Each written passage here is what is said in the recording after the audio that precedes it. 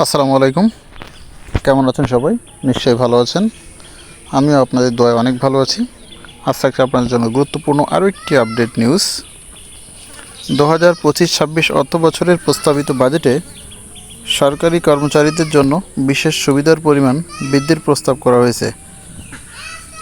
Budget প্রস্তাবে বলা হয়েছে, আগামী জুলাই থেকে সরকারি কর্মচারীদের বেতন থেকে 20% পর্যন্ত বাড়তে পারে। তবে প্রস্তাবিত সুবিধার হার স্পষ্ট করে বাজেট বক্তৃতায় উল্লেখ করা হয়নি। যদিও সোমবার জাতীয় বাজেট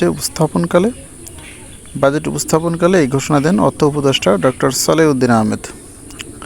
এখন আপনারা জানেন, এই ঘটনার পরিপ্রেক্ষিতে যে বিষয়টি উঠে এসেছিল সেটা হলো যে সরকারি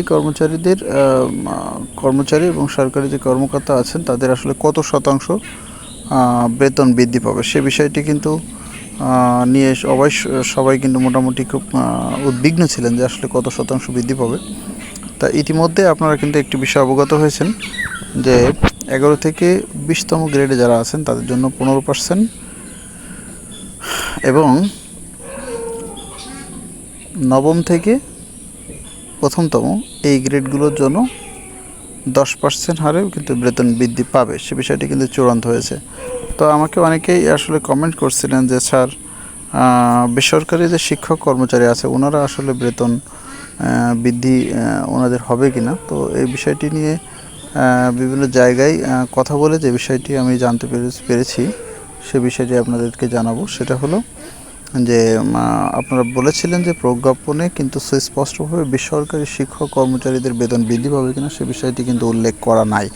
তো এমত অবস্থায় তাদের বেতন ভাতা বৃদ্ধি পাবে কি না, তো সে বিষয়টি আমি স্পষ্ট করে বলে দিতে চাই। বেসরকারি শিক্ষক কর্মচারীরা অবশ্যই বর্ধিত হারে উৎসব ভাতার পাশাপাশি যে মহার্ঘ ভাতা বা বিশেষ সুবিধা যে নামেই বলেন না কেন সেটি কিন্তু পাবেন।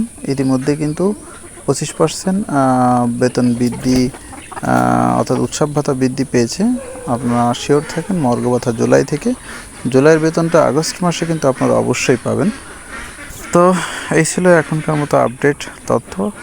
আপনারা ধৈর্য ধরে একটু অপেক্ষা করুন। আগস্ট মাসে অবশ্যই জুলাই মাসের যে বেতনটি সেটা আগস্ট মাসে অবশ্যই আপনারা পাবেন বলে আমি আশা রাখছি।